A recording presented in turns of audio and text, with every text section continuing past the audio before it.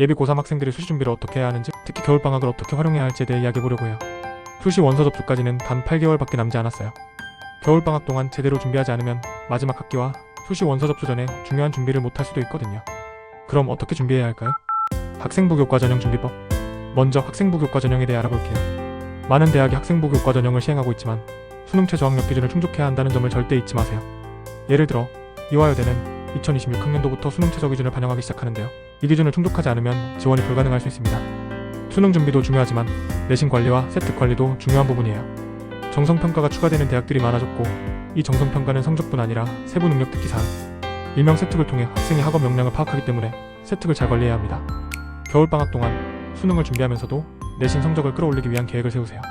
학생부 교과 전형은 교과 성적과 세특이 중요한 만큼 마지막 내신 관리에 최선을 다해야 합니다. 학생부 종합전형 준비법. 다음은 학생부 종합전형 준비입니다. 학생부 종합전형은 3학년 1학기가 굉장히 중요한 시점이에요. 이 시점에서 학생부를 점검하고 부족한 부분을 보완하는 것이 필요합니다. 예를 들어 학생부에 기록된 활동이 단순 참여에 그쳐있거나 주도적인 학습 태도가 부족한 경우라면 남은 기간 동안 이런 부분을 보완할 수 있는 방법을 고민해야 합니다. 새로운 활동을 시작하기보다는 지금까지 했던 활동을 심화시키는 것이 더 효과적이에요. 내신 성적도 중요한데 3학년 1학기 내신 성적이 학생부 종합전형에 큰 영향을 미치기 때문에 내신 학습 계획을 꼼꼼히 세워야 합니다.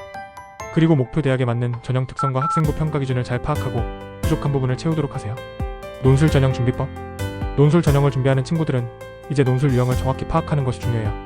대학마다 논술 유형이 다르기 때문에 각 대학의 출제 경향을 미리 파악해두는 것이 필수입니다. 예를 들어 성균관대는 2026학년도부터 논술 유형을 언어형과 수리형으로 나누었어요.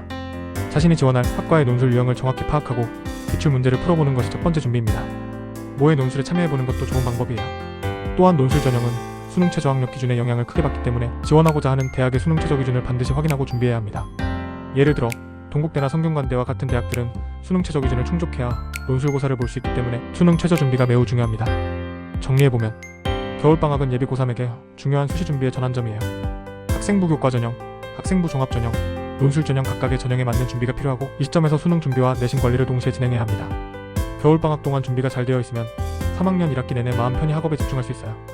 여러분, 겨울방학을 지금 바로 시작해보세요. 지금부터 차근차근 준비하는 것이 2026학년도 대입의 성공적인 시작이 될 거예요.